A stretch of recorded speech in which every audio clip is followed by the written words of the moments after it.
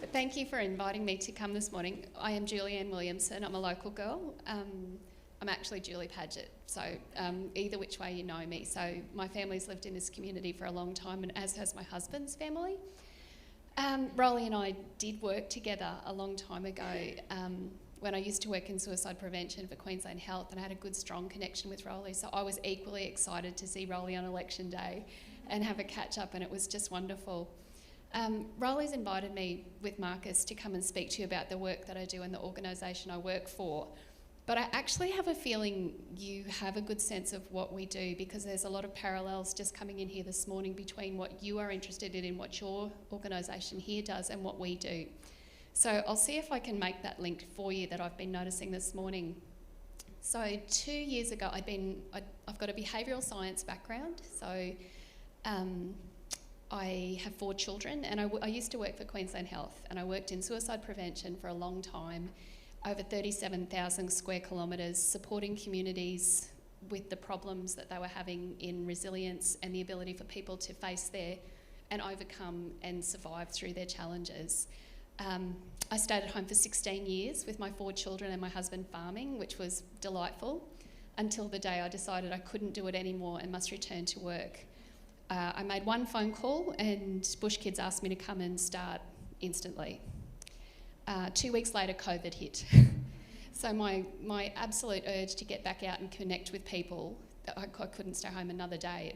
I just needed to get back out, was thwarted heavily by the idea that we could now be locked down for however long that would be. My work with Bush Kids takes me out to Texas and Inglewood, so I wasn't even able to visit my communities. It was very difficult. So I got a little bit of time, which you don't always get to do some research into the organisation I had begun working for. Bush Kids is an organisation that started over 80 years ago. You may remember them. They were called the Royal Queensland Bush Children's Health Scheme. And it was developed after the Great Depression in 1935, after a prolonged drought. Rural communities were suffering. So their role was to provide free health care to families in remote communities, and they've been doing that for over 80 years. I love the start of Bush Kids. They used to go with the trains would travel, and they had Bush Kids health nurses. So once upon a time, I would have been wearing the little cap and everything. They're fantastic. And they would send us out into rural communities. And believe it or not, we would gather the children in from their families. We would pop them on the train with us and take them into, I think there might have been 4 or 6 sites all along the coast. We had these big homes that children would be brought in. They would receive dental, dietary needs, if they had podiatry problems, health problems, any problems at all. It was presented as a summer camp, and children would be brought, families would be given a reprieve. That was the best way they could do it. But I noticed the parallel with your church here today. I came into children's church. Now, being raised in church myself, that is not something I recognised at all, but it's the same thing, it's progressing. So we no longer go out on trains and collect children en masse and bring them into the coast. What we do is we go out to the communities. So every week I travel to Inglewood and Texas. I work with children and families from birth to 13 who are at risk of poor health, education and social outcomes, and I'm working to help them achieve their true potential. A lot of the families I'm working with, there are communication difficulties, behavioural problems and overwhelming anxiety. Now, I would say that's both in the children and the families and the adults in the families they're living with. We have a team of occupational therapists, speech therapists, family health support workers and psychologists. But I'm actually called a child and family facilitator. So what that work looks like on the ground is my clients generally are about this big. They're wonderful little people, but most of their lives has been spent in pandemic. So we're now looking at the psychological fallout of what that means for these children. Before the pandemic, things were a little bit tough. We were in a drought, then we caught fire, and then we flooded. Those towns are also border towns, so there's been a lot of stress and problems with crossing the border. Sometimes families, the husband would be working across the border, so there's been a lot of isolation as well. So when I go out, this was a big parallel I saw with your church this morning. A lot of my work is centred around connection and kindness and care and breath. And I noticed that we've just spent a little bit of time this morning singing in unison and using our breath and breathing deeply down into our diaphragms, looking at each other's faces, and we were encouraged several times to show kindness and support and encouragement to each other as soon as we came in the building here. So that's a lot of what I do when I go out into a community. I work in schools, I run playgroups, I work in kindergartens, and they're where I mostly see my clients who are about this big. I was looking at some research the other day that showed before the pandemic, you could go into a classroom and 2 children would be standouts. They could go to grade 1 right now. They were switched on, ready. You probably have one of those children that you know. They're very resilient and capable, advanced in their speech, able to function. So once upon a time you could walk into a classroom and you would have 2 of those children.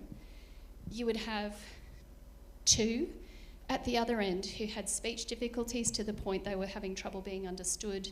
They may have behavioural problems, they may have difficulty regulating themselves and have aggression problems, disruptive problems, certainly learning problems, and a lot of difficulties. So 2. And the majority of children in between were somewhere in between. They were on their own journey, finding their own way. Now, post-pandemic, I saw some research came out of the UK, and it was talking about that's no longer the case, and that's my experience when I work into a classroom now. The majority of children cannot regulate their emotions. They're showing distress, they're showing inability to calm themselves. Their speech is so bad that they're only able to be understood by 1 or 2 of their family members, and that's now the majority of the children in a prep class, in a pre-kindy class, and it's actually a little bit jaw-dropping when you go in. So you try to connect with these children and their speech is so bad. Their parents are very shut down and very distressed.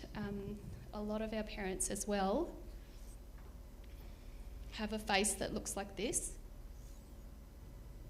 So they're digitally distracted, and what that means is their face actually looks the same as a person who's depressed. So children are being raised with a lack of... So we teach serve and return to parents, which is the old-fashioned, you look at me, I look at you, you say something, I say something back. Everybody has become...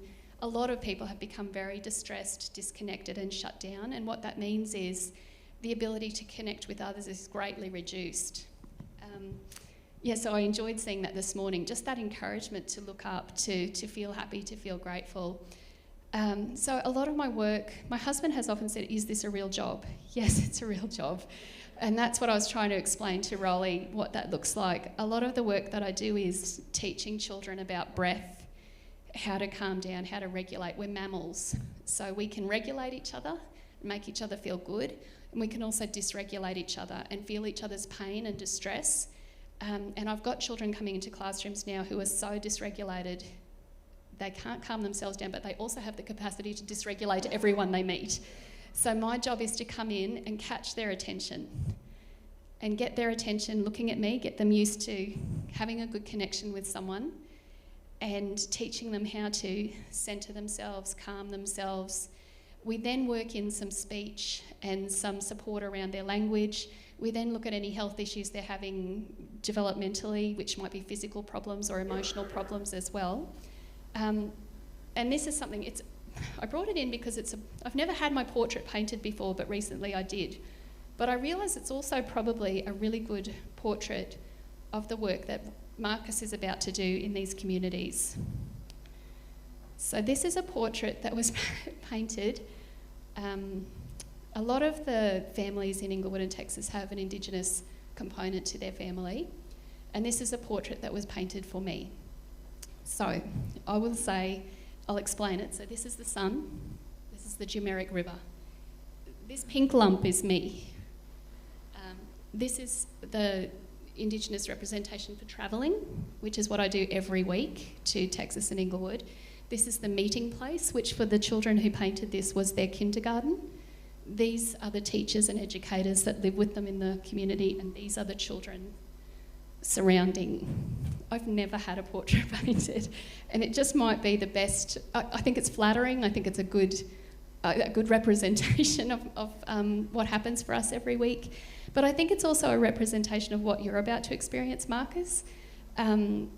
that when you go to a small community that's under-resourced, where people have been really under-resourced for a long time, and the things that have happened to us here hit very hard out there. They don't have a lot of services on the ground. And when you travel consistently, when you listen, when you go there, it's so appreciated, and it takes a little time to have that happen. It takes a little time for trust to build. But I think this is an image of trust and of connection, and I'm very proud of it. But I actually think it's probably a good representation of what you're working towards with your seeding and going out to these communities. And I encourage you to be consistent, take your care out there, it'll be so welcomed, and to link with me and join with me. I've got beautiful connections out there that I'd love to share with you. But yes, I see a lot of parallels between Bush Kids, where we've come from, where we used to collect children on a train, and we've changed how we do what we do. And I've noticed for your church here, it's so fresh and vibrant. And I think it will be so valued by Texas and Inglewood communities. They will welcome you with open arms. And I'm just excited. I was excited to see Rolly the day I saw him, and I'm excited to come today. But I really encourage you to go to these beautiful communities and enjoy that feeling, that sense of appreciation that you get from communities who are in such great need. Does anyone have a question? Did anybody want to ask anything about that role? How can we help you? Oh, because you don't ask if you don't receive. You don't receive if you don't ask. I am not government funded at all. Bush Kids basically fund me themselves on an absolute shoestring. I did bring to show you what So when my husband says, "Is this a real job?" this might be why. This is the sort of thing that this is my tools. I don't know what your tools look like in your job, but these are mine. So I actually do need funding and support, and I'm not ashamed to ask and put it out there that one of the biggest challenges I face in my role is I'm funded for such small amounts of time. There's so many tools that we could use. Books, I use a lot of books. Song, I love that you guys use song in your approach as well, but so I often ask for, if anybody could think of looking at ways to link me into funding or support or sponsors. This is something I use every day to teach children about feelings. A lot of the families out there are so shut down and struggling. Faces are so flat. A big part of my work is teaching children about emotions and how to handle big emotions and what that looks like. So often I'm in costume, often I have books, often I have to have tools when I go out there, and I'm always looking for support. Prayers would be good. I travel that very difficult road every week, and that was the first thing Rolly offered me, was prayers for safety. It is a bit of a challenge when you're driving all the time on the roads. But if you ever know about funding opportunities for us, I find it a constant struggle to have enough funding to provide what I need for those families. So any connection you can help me with there would be greatly appreciated. You also have Bush Kids in Stanthorpe. You have and we're right across the road. We're actually neighbours. So there is an office across the road here, and Adela and Susan work there. So a similar service is run here in Stanthorpe, but they're fully government funded. So those people also work for Bush Kids, but they get secure funding every year, whereas mine could go at any time. That's the reality of it. It's a difficult time for Bush Kids to be raising funds, and there's no guarantees. But I always appreciate if anybody could link me in that way. It's very helpful. It's a practical need, but it's an important one.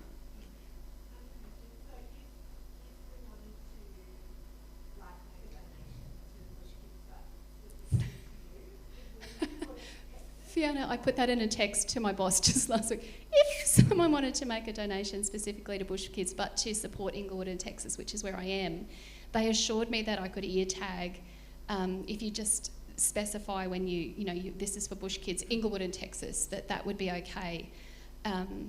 Because again, I'm very proud of my communities. I'm very connected to my communities, and they have specific needs that, just one very quick thing was I do an emotional regulation program, and it's great for little boys, and I dress as a race car driver, and I go out and I teach children about their bodies being like an engine, that you can speed up and slow down. And unfortunately on the way out there I did have car trouble, I was in a hurry. I was already dressed for my first session, and that meant full race car driving outfit. So when I pulled into Texas Motors and asked him very quickly to check my engine, he didn't just have similar overalls on, we had the same overalls on. The same overalls. And he slid under my car on his little trolley thing, and he's fixing my car, and he rolled out and looked at me and said, "What did you say you do again for a living?" So I don't know if I've been any more clear with him than I was to you, but it's complex. It's hard to pick up on, but yes. Thanks, Julianne. Can we give her a massive hand this morning?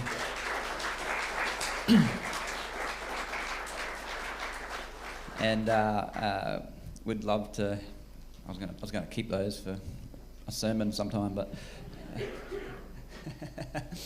yeah. I mean, if you want to help in any way, if that resonates with you, your family, your business, whatever, we'd be happy to help facilitate that in some way as well. So we will be in more contact over the next few weeks. So we've got some announcements, the latest, what's happening in the life of the church.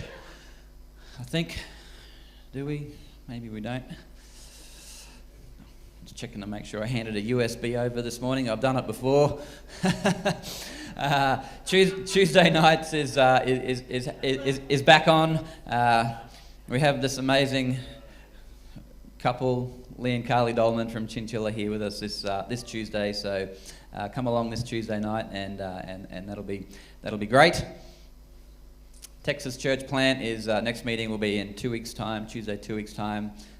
So come along to the Tuesday night for that. The parenting course is still happening on Tuesday nights as well. So you can still get involved in that. Men's prayer group on Saturday mornings at 7 a.m. Chris Van Basten is on holidays. I don't know whose place it's at. Rolly's on holidays. It's at Phil's place. If no one knows where Phil lives, just Google it, all right?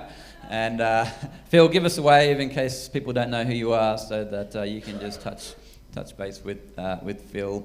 And Youth Discipleship Group is back on Monday afternoons, because not all, but several of our generous contributors of afternoon tea have now travelled to the warmer weather for the winter. Anyone who would like to help prepare afternoon tea for the Youth Discipleship Group on a Monday, please see Stacey. Give us a wave, Stacey, if you want to get involved in helping with the afternoon tea while so many of our people are up north at the moment. So very good. If you want to get connected, see Rolly and Dot today for the last time, or Stephen Joy after that. Very good. Our marriage enrichment courses coming up soon as well with Andy and Jane Pocock. Yay. You good? Look at the person next to you and say, "I'm glad I'm sitting next to you today." If you're not sitting next to anyone, move closer. It's great to have Lee and Carly Dallmann from Country Hope Church in Chinchilla with us. These guys have been married for 27 years. They've been pastoring for 26 years and been in Chinchilla for 21 years and doing a great job. They just built a new building in Chinchilla whilst the pandemic and everything was on. During that time, they built a new space there. We've been to their church before, and it's a great place. Lee is the pastor of Chinchilla. Well, at least that's what you've told me. So he has a great job. You told me that you've sat in McDonald's before, just with yourself and a cheeseburger and an empty chair, and people would just come and catch up. And I think that's great. That's great pastoring of a town. So could we all stand up this morning? Pastor Lee is going to come and share the word this morning. Thank you, Lee. Thank you. You can take your seats. That's good. I'm married to Carly, obviously. She and I pastor Country Hope Church. We have 4 locations. We really believe in the country, in country churches. And so we pastor in Chinchilla, Meandara, which is a community of about 250 people, John Dowie, which is a community of just on 1,000, and Gayndah, which is about 2,500. So we run 4 churches in country towns. And we believe in providing resilience and help to country towns, and that's our passion. That's what we really believe in. And so for us to come to Stanthorpe, it's great to come here. I've got connection with Stanthorpe. My grandfather was born in Texas many years ago, and he used to hang out a lot in Stanthorpe. If you go to Texas, go to the RSL in Texas, which is in the Bowls Club. There's a special tribute to the Hilton family in Texas, because 10 sons went to World War II and 10 came back, which was a remarkable thing. And there's a special tribute there, and the eldest son is my grandfather. So I'm related to half of Texas as well. I went there recently to a cafe, and I just mentioned that I'm going to Matilda Hilton's grave, because she's my great-grandmother, and everyone in the cafe was related to me. It was quite remarkable. So I have quite a connection with Texas. So it's good to be here in Stanthorpe today. Good to be here. I was here 5 years ago. Anyone remember me preaching 5 years ago? It was memorable. Just you two. That's how memorable it was. That's great. I want to talk about Jesus today. I think we've got an Instagram pic of him, have we? Have we got a picture of Jesus? There we go. That's Jesus. 2,000 years ago, someone pulled out their camera, took a picture. That's him. As I read about Jesus through the Gospels, what I realise is he was a really awkward person. He was awkward to be around. He did weird things. If you read through the Gospels, he went to the wrong places. He talked to the wrong people. He didn't act how a first century rabbi should act. And he was a rabbi, a teacher. And then there were his miracles, which were far out. Some of them were amazing. He was different. And he used to travel around with his disciples, a group of 12 men, and they were always on edge because they didn't know if he was going to do something totally out of the box crazy that would embarrass them, that would challenge them. People didn't know how to treat him and how to handle him because he was so different. But sometimes it wasn't Jesus doing weird things, it was the people that he was interacting with. And so today I just want to look at one story. It's from Luke's Gospel, chapter 17. And it's the story of Jesus encountering a group of people and how one of them reacted to Jesus that can tell us so much. I'm just going to read this story from Luke 17. It says this: while Jesus was on his way to Jerusalem, he was going through the area between Samaria and Galilee. As he came into a small town, how big? Maybe as big as Texas. As he came into a small town, 10 men who had a skin disease, or leprosy, your Bible might say, 10 men who had a skin disease met him there. They didn't come close to Jesus, but they called to him, "Jesus, Master, have mercy on us." When Jesus saw the men, he said, "Go show yourselves to the priests." As the 10 men were going, they were healed. When one of them saw that he was healed, he went back to Jesus, praising God in a loud voice. Then he bowed down at Jesus' feet and thanked him, and this man was a Samaritan. "Is this Samaritan the only one who came back to thank God?" Then Jesus said to him, "Stand up, go on your way. You are healed because you believed." Now, to me in 21st century Queensland, in Stanthorpe in 2022, this account written by Luke looks so innocuous. Okay, I get this story. He was going through, he healed 10 men. One of them was thankful. He came back and thanked him. The moral of this story is I should be thankful to God. Let's move on. That was just a nice little story. What we've got to realise, though, is that this account was written at a different time, in a different culture, and it actually had a lot more meaning than what I just said. As a matter of fact, this passage was dynamite when it was first read. When they stood in churches reading this passage out, people were shocked at the behaviour of Jesus and the behaviour of especially this Samaritan. It would have caused a massive stir. And as the disciples were there, as they were watching this, I can imagine that they were thinking, "Don't do it, Jesus, don't do it. What are you doing?" They would have been they would have thought, why are we signed up to this? Because it was such a shocking event. So what I want to do today is just briefly go back to the Middle East 2,000 years ago to fully appreciate what's going on here. And we have a few characters involved, and we're going to look at the significance of their actions. So what's happening in this story? Well, the first character we've got are Jesus and his disciples. If we can go to the next picture, I think we've got a picture of this. There they are. They're travelling on their way to Jerusalem. Now, even that verse is loaded because Jesus was actually on his way going to be executed. He knew that he was going to be crucified. He's been all around the place. He's on his way back to Jerusalem to be executed. And he's travelled up through Samaria. Now, this was a crazy thing. Samaria was just above Israel. And Samaria was a no-go zone for Jews, for Israelites. They would not go through Samaria because Samaria were filled with people they didn't like. They used to call them dogs. So the equivalent today is, for me, if I'm going to Victoria, there's no way I would go through New South Wales. I'm not setting foot in that state. So I would go around the outside into Victoria and do the same coming back. That's what a Jew would do. My grandfather played for New South Wales, by the way. Scored a try against Queensland, so there you go. But that's another story. So a good Jewish boy would never go through Samaria, but Jesus did. He went right through Samaria talking to Samaritans, which was absolutely unbelievable. The Jews despised them. So we've got the first lot of characters is Jesus and his disciples who've been through Samaria. See the guy right behind Jesus? There's a couple of them just thinking, what are we doing? That's because they've just been through Samaria. They're thinking, what are we doing? This is crazy. The other characters in this story are the 10 lepers. I think we've got a picture of a leper next. This guy's a leper. We know that this was a mixed bunch of lepers. There were Samaritans and Jews in this bunch. And that sort of tells you that lepers were in a class of their own. Because Samaritan and Jews never mixed, but these 10 lepers, they were so far down the social rung that they didn't mind hanging out together. For these guys, they just didn't care anymore. All we've got is each other. That's because they were lepers. They had some sort of a skin disease. And so with lepers, to be classed as a leper back then was like a death sentence. And I've got a thing called vitiligo, where I've got little white patches on my fingers and on my feet. It's a skin condition. If I was living 2,000 years ago, I would have been classed as a leper.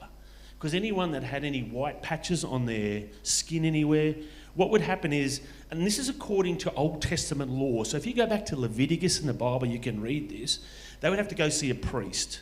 So I would go to my local priest, I'd go to Marcus, say I've got these white patches on my skin. He would notice it, and he would say, okay, you are now a leper. I would be kicked out of my town. I would have to leave my community. I would have to leave my wife, my kids. I could never touch them again, see them, could never hug them. I would be banished out of town. I would lose my job, and I would be forced to beg. And I couldn't mix with people at all unless they were fellow lepers. So if I'm on the road somewhere on the way to Texas and you come toward me, I would have to yell out, I'm unclean, I'm a leper, so that you would keep your distance. So socially isolated, no hope, lost everything, lost all their connections. So these people were the lowest of the low. For the leper, it was nothing but bad news. There was no hope for them. And so it was just a terrible, terrible situation. And they used to band together in communities together. And that's what we have here, 10 lepers who've lost everything. And they're now just hanging out together. They're living off scraps. They've just got no hope.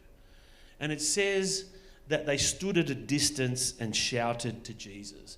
Now, they had to do that by law. They could not approach Jesus. They couldn't come close to him. So they stood at a distance and they shouted at him. And so these are the characters we got. We got Jesus and his disciples, and we got the 10 lepers who couldn't come near him. Then we've got the encounter. I think we got a picture of the encounter happening. These are the lepers, and they're yelling to Jesus. Along came Jesus. Now, this day totally transformed their life. It absolutely was a day that changed them, and they would never be the same. It says in verse 12 here, as he came into a small town, the 10 men who had a skin disease met him there. They didn't come close, but called to him, Jesus, Master, have mercy. They didn't come close because they couldn't. And they shouted, Jesus, Master, have mercy on us. Now, this was a cry of desperation. God, please do something for me. They'd no doubt heard about Jesus because everyone had by this time. They'd heard about his miracles. They knew the buzz about Jesus. They somehow knew that he was coming. And out of absolute desperation, they yelled out, Jesus, Master, have pity on us.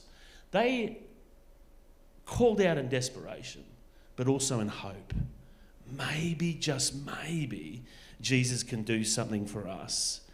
Then Jesus said an interesting thing to them.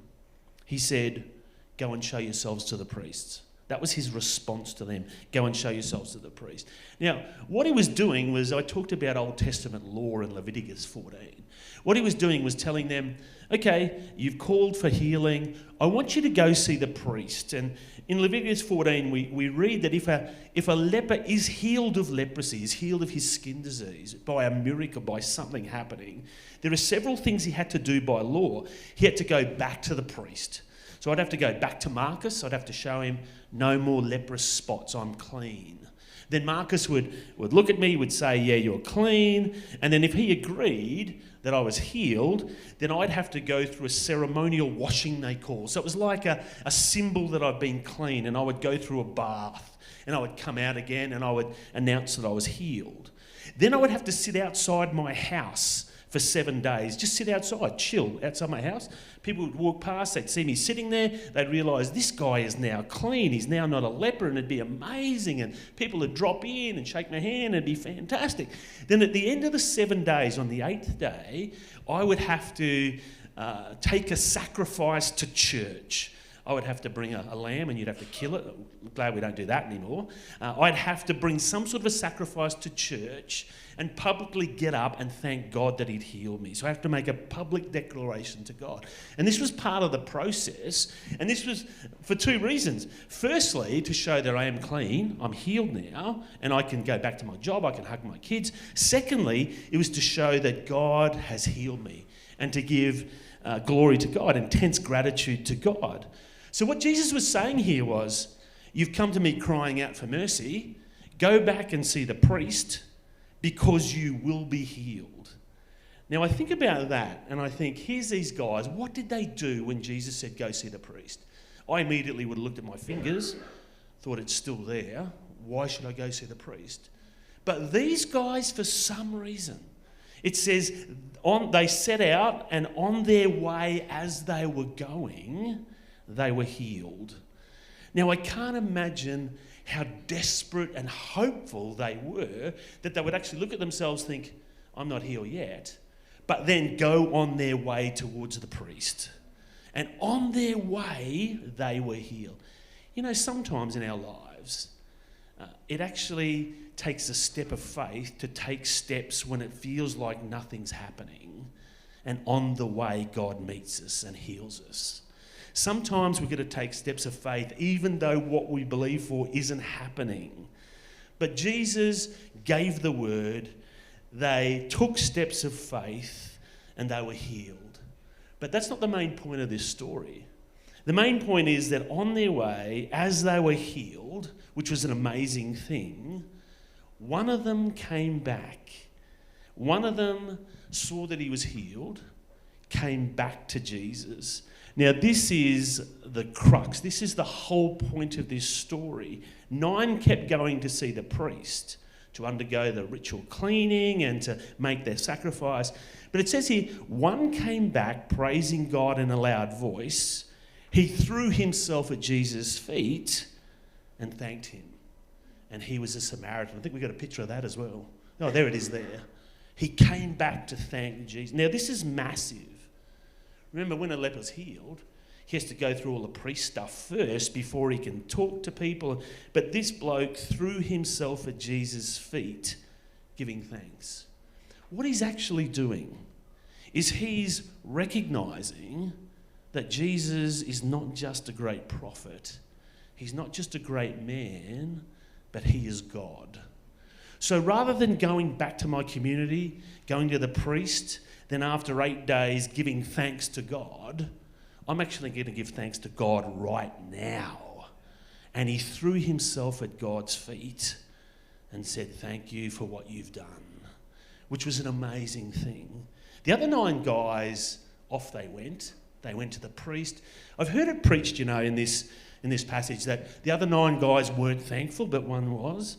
The other 9 were thankful. They were thankful. They were filled with gratitude because they'd been transformed and they were healed and it was amazing. But what they were doing was keeping the law. This guy, though, got it. There's something better than keeping the law, and that's having an encounter with Jesus.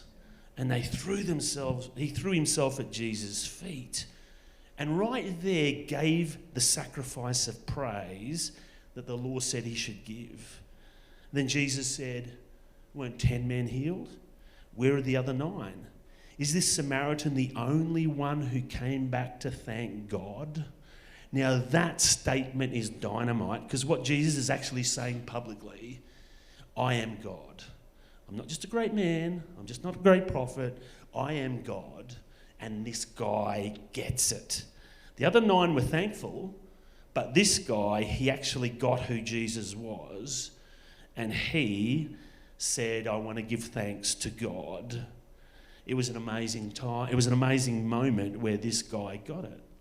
So number 1 bombshell was this guy understood who Jesus was and gave his sacrifice of praise directly to God. He got down on his knees and said, thank you, God. Number 2 bombshell in this story, it says, and he was a Samaritan. Out of the 10 people that were healed by Jesus that day, only 1 recognised that he was truly God, truly the promised Saviour, and he wasn't even a Jew. He was a Samaritan. He was part of a group of people that were considered subhuman. Like we look at New South Wales at State of Origin time, they're subhuman, they're New South Wales team, they're not real people. Queenslanders wouldn't Jews wouldn't interact with Samaritans. It was just that. But here was a Samaritan who actually recognised who Jesus was, and it was an amazing thing that Jesus said, even for people that have no respect in community, even for people who have no social standing, if they recognise who I am, they're one of us, and their life is transformed, and they know my forgiveness and my healing. It's interesting, Jesus said here, of the 9, he said, 9 went, this one stayed. He actually said this, we're not 10 cleansed or healed, where are the other 9? Has no one come to give thanks to God except this Samaritan? Then he says an interesting thing, he says, rise and go, your faith has made you well. Interesting play on words that Luke uses. He said, we're not 10 healed, which was, the term he used was a medical term. Were they not made clean? So their leprosy is gone. Then he said, only one's can't come back. Your faith has made you... He actually uses a different term. He doesn't use the term medically healed. He actually uses the term, your faith has made you completely whole and transformed. We would use the word saved these days. Your faith has completely transformed you. You are not only physically healed, but you are spiritually, you are emotionally, you are made whole because you have faith in me. 9 that day were healed. 1 was completely transformed because he recognised who Jesus was. Rise, your faith has made you whole. For us today, I talked about what does this mean for us in 21st century Australia in Stanthorpe. To put it simply, nothing's changed. Jesus is still the one who transforms radically. Jesus is still the one that when we turn to him and recognise who he is, and when we bow down at his feet and we recognise his lordship and we give him honour, he's still the one that transforms us radically and makes us into completely different people. Michelle and I were talking yesterday about our fathers when they got saved, when they come to recognise who Jesus was. My father was about the meanest person you could ever imagine. I didn't have a happy childhood because my father, he just didn't know Jesus, and he was selfish, and he was... I'll tell you one story. I broke my arm when I was 13, went to the hospital, and in hospital, was there for hours in the emergency, broken arm. My mum, who couldn't drive a car, rang my dad up at the end of the... We were there for hours, said, can you come pick us up? Lee's broken his arm. And my dad said, you can walk home, it's not a broken leg, is it? And so we had to walk home from the hospital because Dad was busy watering his orchids. So that's the sort of dad he was. Then he met Jesus when I was 20. He met Jesus. He became a completely different person. And 2 weeks, for the first 2 weeks, I didn't believe it because I didn't believe someone like him could be transformed. 2 weeks later, I came into the kitchen one morning. I was still living at home, going to uni. and Dad is kissing my mum in the kitchen. Now, for most 20-year-olds, that's an ooh moment. Oh, what are you doing? Don't do that here. For me, I'd never, ever see my dad ever show affection to my mum. That was the moment I realised he's not only changed, he's been radically transformed. That's what Jesus does. He radically transforms us. And so even in 21st century, Jesus radically transforms us. Not only heals us, but radically transforms us and makes us into something new. I love that part of the story, but I also love the part that he was a Samaritan. And it doesn't matter what I think about myself. And I might look at myself and I might think, I'm not really that good.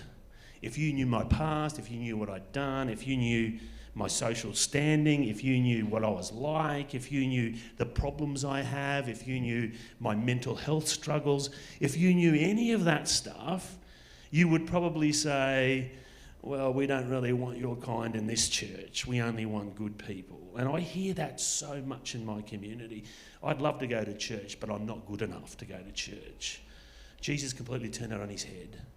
And he said, even the lowest of the low can be radically transformed and be part of a loving community and do something great for God. Even New South Welshmen can be saved and added to his kingdom. Jesus can radically transform the lowest of the low. What I wonder, this was a little town north of Jerusalem. What I wonder about this guy is what happened after. And I can imagine this guy went home completely transformed. And he went and saw the priest and said, hey, I'm healed. I saw Jesus. And I can imagine the priest saying to him, well, now you've got to do the sacrifice and give thanks to God. And he said, no, I've already done that. I saw Jesus and gave thanks to God himself. And then I can imagine this guy maybe starting a church in his little community, saying, hey, Jesus radically transformed me. And I'd like to think that years later, he was pastor of a church and he could actually tell people, I met Jesus and he radically transformed me and made me into something new. I went from being worthless to being someone who loves God and is affecting the people around me. And I just, one day when I get to heaven, I want to find this guy to see what radical transformation did for the rest of his life. Completely changed it. 21st century Stanthorpe. Do you know when we throw ourselves at Jesus' feet and we say, I recognise you as God, do something new in me, he will radically change us. And he changes where we are and where we're headed to something completely new and good and different. And he can take us on paths that we can't even dream of to make us effective in our communities, in our families, in our life. He can totally change the path we're on. And all we have to do is fall at his feet and say, Jesus, transform me. My question to you this morning is, do you want to be transformed by Jesus? Are you happy with the path you're on? Or do you think there's got to be more to life than this? I'm sick of this mundane, I'm sick of this path that I'm travelling, and I want to experience something new. I want to be radically transformed. Now, you might be sitting here today and you might have been a Christian for years and years. There comes moments in your life where you've got to say, I need another touch. I need Jesus to transform me. And today I'm going to fall at his feet and say once again, Jesus, make me into something different. Or you might be sitting here today and have never made a commitment to Christ, never said, God, take charge of my life. Jesus, be the one that takes me in a new direction. And you can do that this morning. No matter what your path has been, no matter what your life has been like, no matter what you think of yourself, Jesus can transform you and make you into something new and take you on a path that's unbelievable. Years ago, I was a teenager and I was thinking, what do I do with life? And do I go to uni? And I went to uni, I did accounting, hated it. got a job as a garbo, drove a garbage truck in Toowoomba. And I thought, is this my future the rest of my life? And what am I going to do? And one day I remember I actually got on my knees and I said, God, there's got to be something better than this. I acknowledge you as my Lord. Take me in a new direction. 27 years later, married to Carly, running churches, feeling like I'm doing something that has effects in eternity, all because I was willing to fall at his feet and say, transform me. And you can do that this morning as well. Why don't we pray? Why don't you stand with me as we pray? Lord, as I read this simple story, it seems so simple, but there's so much packed into this. There is the story of Jesus who transforms lives. There's the story of 9 men who were healed but didn't quite get it. Then there's the story of 1 man who got it and was willing to fall at the feet of Jesus. And Jesus made his life whole and good and set him on a path to fulfillment of life. And Lord, I pray for people here today, maybe people who've been a Christian a long time, but are just sick of their path they're on and think there's got to be more to this. I pray that they would take that step again where they fall at his feet and they say, Jesus, transform me, I want something new. Lord, for those here today who've never made a commitment to Christ, never taken that step of faith, I pray that here this morning they would realise they don't have to be good enough. They don't have to be clever enough or good looking enough. They just have to fall at Jesus' feet and say, Jesus, accept me. I want a new life and you will do it. Transform lives here today, I pray. In Jesus' name, amen.